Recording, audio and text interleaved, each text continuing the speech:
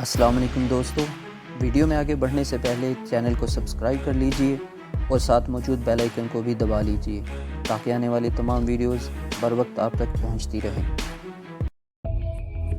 एक तरफ gas lamps की रोशनी हो रही थी, फर्श पर नमक लगी हुई ताज़ा खालों का ढेर था। ओए ओए, एक गुसीली आवाज़ सुनाई दी और एक हट्टा कट्टा शख्स तेज़ी से मेरे सामने आया। उसके हाथ में फ़कत लाठी थी। मुझे देखकर उसकी आंखें हैरत से फैल गईं। यकीनन मेरा हुलिया हैरानकुन था। गीले खेत में घोड़ी से गिरने के बाद मैं बुरी तरह लिथड़ गया था। बाजू खून आलूद था और पूरे जिस्म पर खूनी खराशें थीं।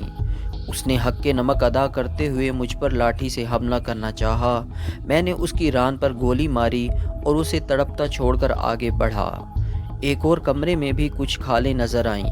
मुझे लगा कि ये सिर्फ भेड़ बकरियों की ही खालें नहीं हैं। उनमें एक स्याह रीछ की खाल और एक लोमड़ी की कटी फटी खाल मैंने साफ पहचानी। वो जा रहा है, पहलू से पुकारती हुई गुसीली आवाज़ उभरी। ये आवाज़ मोखल पाशा की थी। 222 के 3 गूंजदार फायर हुए। गोलियां पुख्ता दीवारों से टकराईं। मैंने राइफल को ब्रस्ट पर एडजस्ट कर लिया और झुककर भागता हुआ एक बड़े डीजल इंजन के अक़ब में हो गया। कुछ समझ में नहीं आ रहा था कि मुझे क्या करना है। बस एक ही धुन थी, मैंने समीना को बचाना है, मरना है या मार देना है। बाहर आ जाओ खावरे, नहीं तो कुत्ते की मौत मार देंगे। पाशा की आवाज़ अमारत में गूंजी। जाहिर है कि वो मुझे पहचान गया था। अभी उसकी आवाज़ की बाज़गश्त ख़त्म नहीं हुई थी कि मुझ पर ऊपर तले फिर कई फायर हुए। मैंने जवाब में 2 छोटे ब्रस्ट चलाए। अचानक नहायत तेज़ सीटी की आवाज़ सुनाई दी, जैसे किसी बड़े बॉयलर से भाप बेपनाह दबाव के साथ निकल रही हो। चंद ही सेकंड गुजरे होंगे कि मेरे नथनों से एक नागवार बू टकराई और सांस सीने में घुटती हुई महसूस हुई। उसके साथ ही मेरे इर्द गिर्द मौजूद लोगों की घबराई हुई आवाज़ें सुनाई दीं। मुझे लगा कि लोग बदहवासी में भाग रहे हैं। ये क्या हुआ? मैंने खुद से पूछा। एक ही जवाब समझ में आया। यहाँ कोई बड़ा गैस सिलेंडर वगैरह मौजूद था जिसे फायर की वजह से नुकसान पहुँचा है और अब उसकी जहरीली गैस तेज़ी से इमारत में फैल रही है। गैस के सबब मुझे लगा कि किसी ने मेरा गला मजबूती के साथ दोनों हाथों में जकड़ लिया है। इसके साथ ही एक बार फिर मुझे वही पुकारती हुई आवाज़ सुनाई दी, बचाओ, खुदा के लिए बचाओ। इस मर्तबा आवाज़ बिल्कुल वाज़े थी और दाईं जानब से सुनाई दे रही थी। मैंने सांस रोक ली और डगमगाता हुआ आवाज़ की तरफ दौड़ा। गैस खारिज होने की तेज़ आवाज़ पूरे कारखाने में गूंज रही थी। मुझे लगा मैंने सांस ली तो यहीं बेहोश होकर गिर जाऊंगा। एक दरवाज़ा धड़ाधड़ बजाया जा रहा था। मैं दरवाजे के सामने पहुंचा। अंदर से घुटी घुटी खांसी सुनाई दे रही थी। मैंने दरवाज़ा खटखटाया और अंदर दाखिल हो गया। ये समीना ही थी।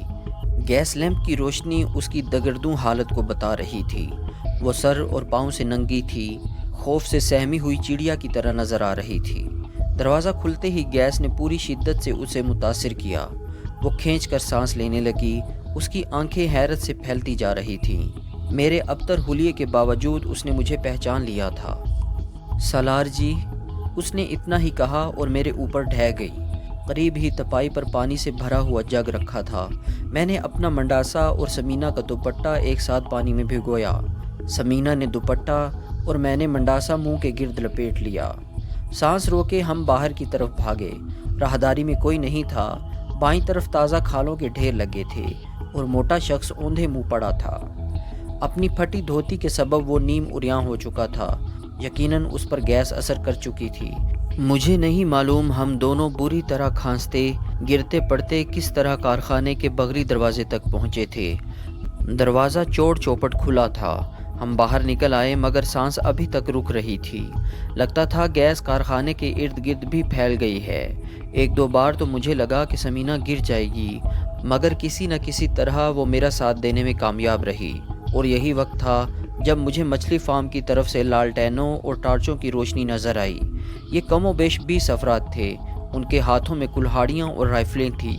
यकीनी बात थी कि ये हमारे अपने ही बंदे हैं। मुझे बताया था कि लड़ाई के बाद मछली फार्म वाले रकबे पर अजीज़ ने बंदे मुकर्रर कर दिए हैं। शुरू में मैं यही समझा कि ये लोग कारखाने में होने वाली अंधाधुंध फायरिंग और गैस की बू की वजह से बाहर निकले हैं, मगर बाद अज़ां पता चला کہ ان تک یہ اطلاع پہنچی تھی کہ اماں دلشاد کی لڑکی کو اٹھا کر یہاں لایا گیا ہے اور میں اسے چھڑانے کے لیے یہاں پہنچ چکا ہوں۔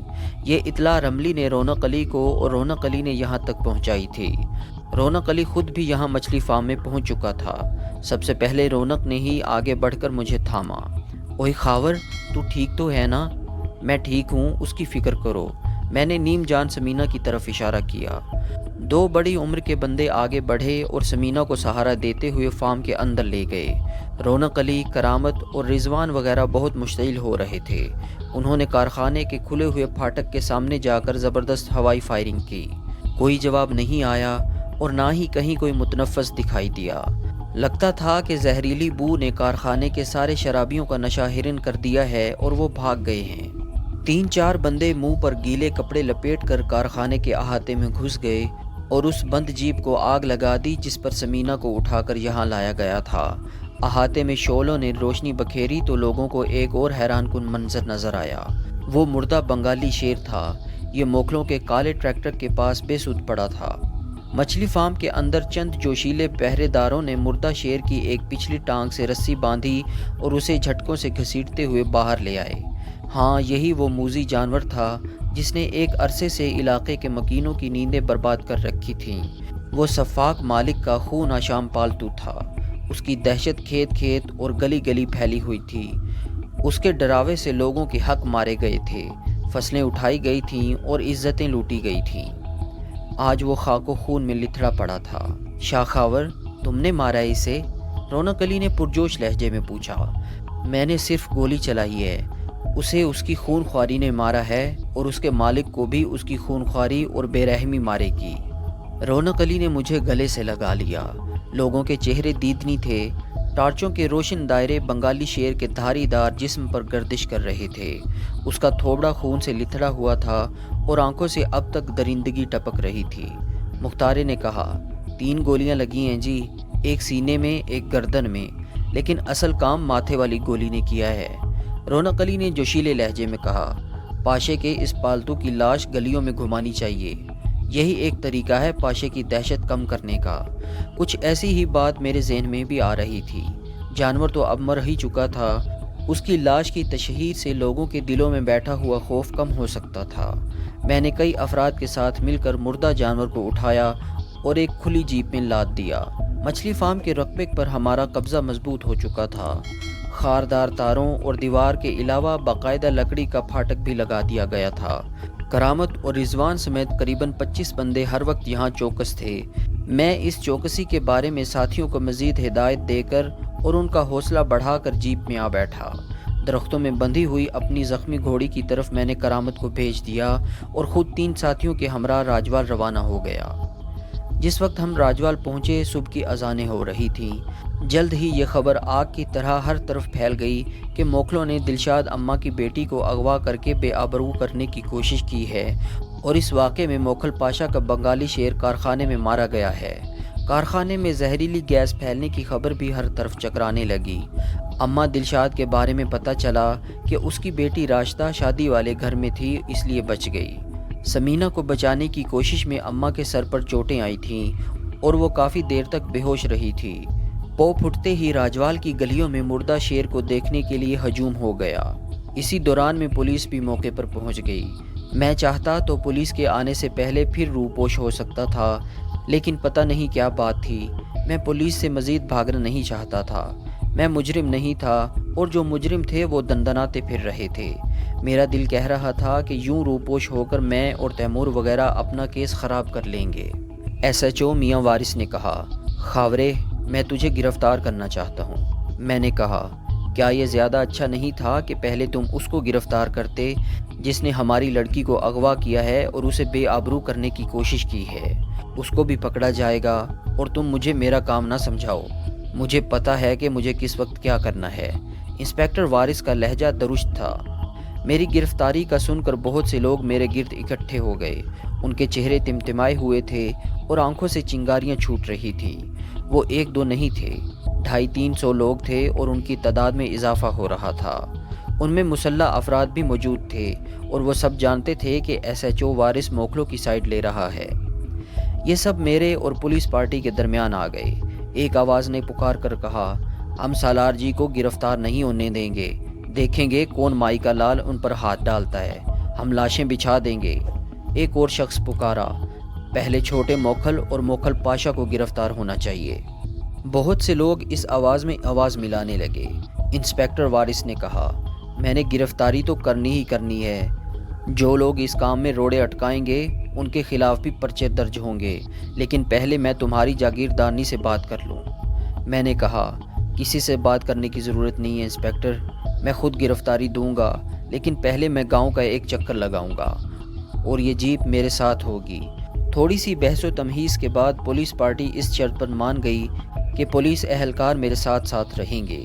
اب دھوپ نکل آئی تھی، گاؤں کے نیچی چھتوں والے گھر اور کھیت کھلیان خوب روشن ہو چکے تھے، گلیوں میں اور چھتوں پر ہجوم تھا، مردہ شیر جیپ پر تھا۔ میں نے جیپ خود چلاتے ہوئے پورے راجوال کا چکر لگایا۔ پولیس اہلکار گھوڑوں پر سوار میرے ساتھ ساتھ تھے۔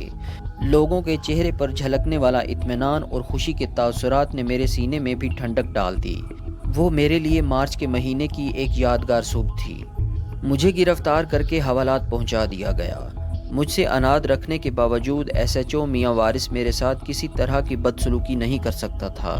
اسے پتہ تھا کہ میرے پیچھے جاگیر اور جاگیر والوں کا ہاتھ ہے۔ بہرحال اس بات کا شدید دکھ رہا کہ نہایت واضح ثبوت ہونے کے باوجود چھوٹے موکھل کو گرفتار نہیں کیا گیا۔ موکھل پاشا کو بھی لاپتہ قرار دے دیا گیا۔ موکھل پاشا کے بس 3-4 ساتھیوں کو گرفتار کر کے خانہ پوری کر دی گئی۔ ایس ایچ او وارث کو میرے ساتھ جو نرم رویہ اختیار کرنا پڑا، اس کی ایک بڑی وجہ بارے اور فیقے والا واقعہ بھی تھی۔ ان ڈکیتوں کو مار کر ہم نے پولیس کا کام نمٹایا تھا اور پولیس کے حصے میں مفت کی نیک نامی بھی آئی تھی۔ انتظامیہ کے افسران نے کہا تھا کہ ڈاکوؤں کے سر کی جو قیمت مقرر کی گئی تھی اس میں سے ہمیں معقول رقم ملے گی۔ یہ انعامی رقم اب تک ہمیں نہیں ملی تھی، تاہم وارث کی شکل میں ایک کرخت افسر ضرور مل گیا تھا۔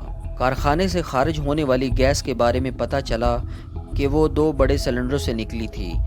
در حقیقت موکھلوں کے اس کارخانے میں کھالوں کو ابتدائی ٹریٹمنٹ دی جاتی تھی۔ اسے چمڑا سکھانے کی پریپیریٹری سٹیج کہا جاتا ہے۔ اس میں عام طور پر کرومیم وغیرہ استعمال ہوتا ہے۔ یہاں یہ لوگ تجرباتی طور پر ایک گیس استعمال کر رہے تھے جو خاصی زہریلی بھی تھی۔ اس کے علاوہ یہاں سے کچھ ایسے جانوروں کی کھالیں بھی ملی تھیں جنہیں غیر قانونی طور پر شکار کیا گیا تھا۔ میری کلائی بنگالی شیر کے جبڑوں نے بری طرح زخمی کی تھی، تاہم کلائی کی 2 ہڈیاں بچ گئی تھیں۔ رونق علی خود لاہور گیا اور میرے لیے کانٹے کا انجیکشن اور ڈاکٹر لے کر آیا۔ ڈاکٹر ہی کی ہدایت کے مطابق اگلے چند روز تک میری مرہم پٹی کی گئی۔ یہ رام چند نامی ہندو ڈاکٹر تھے، تاہم نفیس انسان تھے۔ کارخانے والے واقعے کے بعد میری شہرت میں اضافہ ہوا۔ بارے اور فیقے وغیرہ کی موت کے بعد جو تاثر میرے بارے میں قائم ہوا تھا وہ گہرا ہو گیا۔ یہ اگست کا مہینہ تھا۔ اب مجھے جیل میں بند ہوئے قریباً 5 مہینے ہو چکے تھے۔ میرے بعد نصر اللہ نے بھی گرفتاری دے دی تھی۔ ان 5 مہینوں میں جاگیر کے اندر کافی تبدیلیاں آئی تھیں۔ شروع میں میرا خیال تھا کہ شاید چودھری عزیز میرے گرفتاری سے فائدہ اٹھانے کی کوشش کرے گا، مگر ایسا کچھ نہیں ہوا۔ غالباً چودھری بھی یہ بات اچھی طرح سمجھ چکا تھا کہ موکھلوں اور لمبڑوں کے سامنے ڈٹے رہنے کے لیے میرا وجود ضروری ہے۔ اس کے علاوہ میں نے محسوس کیا تھا کہ بلقیس بھی اب کافی ہوش مندی اور ذمہ داری کا ثبوت دینے لگی تھیں۔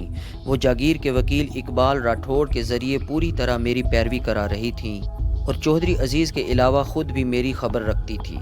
چودھری عزیز سے میں نے جن رجسٹریوں پر دستخط لیے تھے ان کا انتقال ہو چکا تھا اور اب چودھری کو پوری طرح راہ راست پر رکھنے کے لیے یہ مضبوط وسیلہ بھی میرے پاس موجود تھا۔ بنگالی شیر کی موت والے واقعے کا علاقے میں خوب چرچا ہوا تھا۔ در حقیقت یہ واقعہ علاقہ مکینوں کے دلوں پر نقش ہو گیا تھا۔ وہ برسات کی ایک ابر آلود سپہر تھی جب ڈسٹرکٹ جیل گجرانوالہ میں میری ملاقات آئی۔ یہ تیمور تھا۔ وہ بھی 2.5-3 ماہ گرفتار رہا تھا، مگر اب عدم ثبوت کی بنیاد پر اس کی ضمانت ہو چکی تھی۔ اسے چھوٹے استبل کا راکھا یعنی انچارج بنا دیا گیا تھا اور تنخواہ میں بھی خاطر خواہ اضافہ ہو گیا تھا۔ تیمور سے میری ملاقات چھوٹی کوٹھڑی میں ہوئی۔ مجھے جیل میں B کلاس مل گئی تھی اور کچھ دیگر سہولتیں بھی میسر ہو گئی تھیں۔ تیمور نے مجھے سگریٹ، مٹھائی اور پھل وغیرہ دیے۔ وہ آج کافی خوش بھی نظر آ رہا تھا۔ اس نے کہا، تیرے لیے 2 خاص الخاص خبریں ہیں یارا۔ میرے لیے خاص الخاص خبر تو رہائی کی ہو سکتی ہے۔ رہائی میں تو ابھی 4-6 مہینے لگنے ہیں، تو ناشکرا نہ بن۔ کیا اور کوئی خبر تیرے لیے اچھی نہیں ہو سکتی؟ اچھا بتا، میں نے سگریٹ کا پیکٹ کھولتے ہوئے کہا۔ پرسوں حویلی میں اکٹھ ہوا ہے، بیگم بلقیس بھی وہاں تھی۔ اکٹھ میں تجھے زمین دینے کا فیصلہ ہوا ہے، چھوٹی نہر کے پاس والی، قریباً 1.5-2 مربع ہے۔ مذاق کر رہا ہے یار؟ میں نے آج تک کسی مسکین قیدی سے مذاق نہیں کیا یار۔ تو واقعی مربعوں والا بن رہا ہے، بلکہ بن ہی گیا ہے۔ میرے خیال میں 1-2 ہفتے میں کاغذات تیار ہو جائیں گے۔ میں نے گہری سانس لی، دل میں خوشگوار دھڑکنیں جاگیں۔ ان دھڑکنوں کا سبب شاید زمین نہیں تھی، یہ احساس تھا کہ زمین دینے والے اس فیصلے میں یقیناً بیگم بلقیس کا بھی کردار رہا ہوگا۔ دوستو، آج تک کے لیے اتنا ہی، ملتے ہیں اگلی قسط میں، تب تک کے لیے اپنا خیال رکھیے۔ اللہ حافظ۔